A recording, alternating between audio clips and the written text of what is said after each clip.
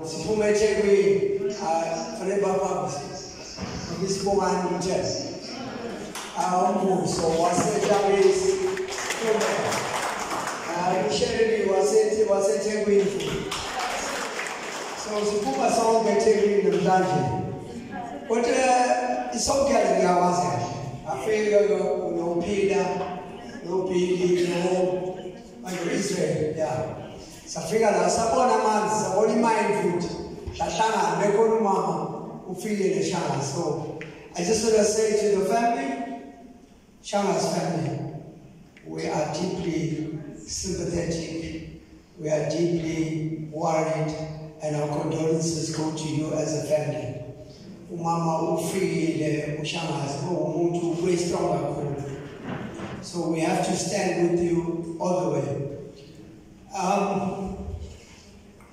Yeah, we come at a time when Nkosi Indulinkulu uSiril during watching the COVID, wafika COVID, right? Wafika COVID, wafika abulala abantu, amankosikazi, nabafazi, amantombazane. Wathi ke hayi izophela wonke lento. Abantu amankosikazi lophela. Simele lokho ke. Ophela nini? Ophela nini? Ekiphela. Yazi nawo ekiphela. Abanalo ulwazi, abanalo into ngaphakathi wabo uthi bayilungisa lento. Bayilungisa amaphoyisa bayilungisa lezo zinto. Bayilungisa ama-abuse umthetho ababusi nomthetho futhi bayilungise lento. Bahluleke kwenze lokho. Umama ufikile befika mina sabo lo Israel ayimanyeni. Amanzi angcolile. Bafuna abantu bazoyi. Baphuza lamanzi kanti ingcolile. Ingena inkomo, ingena nama-chemicals, onke lezo zinto ngaphansi amanzi. Sibonile abantu bebehlupheka kanjani umuzi wabo. Bebeshaya ama-explosion. Ubona umuzi injani bahlala kanjani abantu. Hlala babo. Umama sambona uyimuntu uyiprinciple. Akafihli iqiniso. Amaphezulu kalokhu unolwazi ngeqiniso. Unolwazi ukuthi umuntu umamanga nomuntu ukhuluma iqiniso. Umama ufike umuntu besonga kakhulu balokho behlangana eThekwini uIsrael noBilly bebekhona uBilly. eThekwini wafika eThekwini nathi besikhuluma. Akasabi lutho umama. Unolwazi ke amalungelo abantu befuna ukulungisa. Yayizwa lento. Befuna ukulungisa amalungelo abantu. Mangizwile lento uIsrael amshawuthi hey, uzwile uthe umama usebentu. Hey, hinda. And then sengiyayibona lento.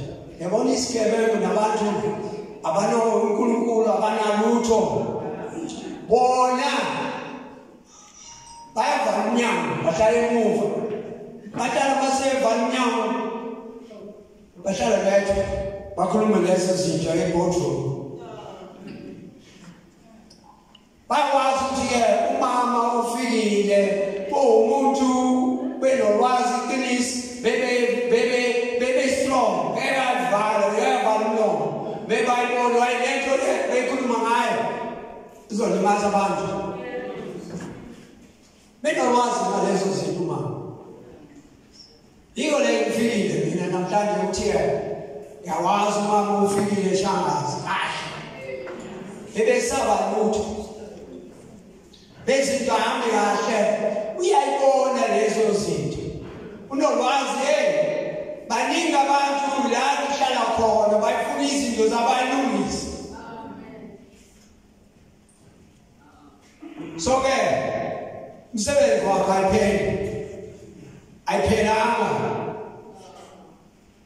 Ukuhlanganisa sonke sibone le ndlela ukuthi bekhuluma umama ufikile shangazi beyini wangani imali yawazi iqiniso bayawazi iqiniso bazozama onke bazothenga abantu kodwa ke iqiniso bayithenga jikelele sonke i-Afrika izowazi ukuthi imali isigebengu bathenga abantu okubulala abantu ubulala unkosikazi fana nomama ufikile so safika la ukuthi thina sizosebenza sizofika njalo nje.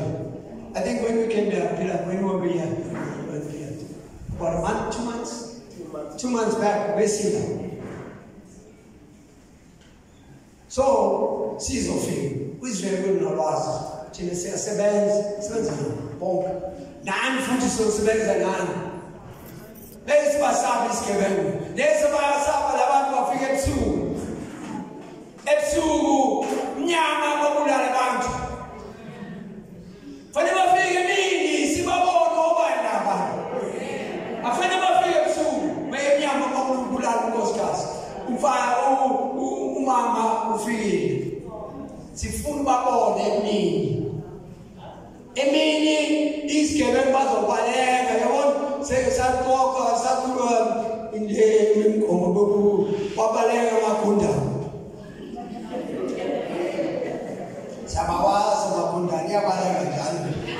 Ebala. Yabona bayawazi ukuthi masikhuluma lento sikhuluma ngani. Iqiniso bazotholakala. Ingane yakho izophela. Sibaningi manje yabona ukuthi la mahlala la sibaningi. Angaba abantu bazothuka babulala. Angithi ngomdeleni sibathoba. Uyabona? Lengo phela. Bona fanele bawazi ukuthi yazobalanda. And amaphoyisa futhi fanele umsebenzi wabo. Banolwazi labantu abulala mama. Fanele umsebenzi wabo as usiri bonke uhulumeni. Fanele bafika. Bazomtshela ukuthi bayizolungisa kanjani. Angithi usiri umthetho wakho wathi hayi izolungisa lento. Fanele afike alungise lento. Ofika nini? Mawufika abantu maningi. Siyamdinga ukuthi uyafika la namhlanje. Ofika kusasa la. Simela asikhombise ukuthi ulungise lento kanjani. Sifuna abantu babo bafake nje. So ngiyabonga abantu. Thank you to Makua, Peter and Billy, and I see my comrades in the shack, comrades Olia and also Israel. Ngiyabonga kakhulu. We stand as one.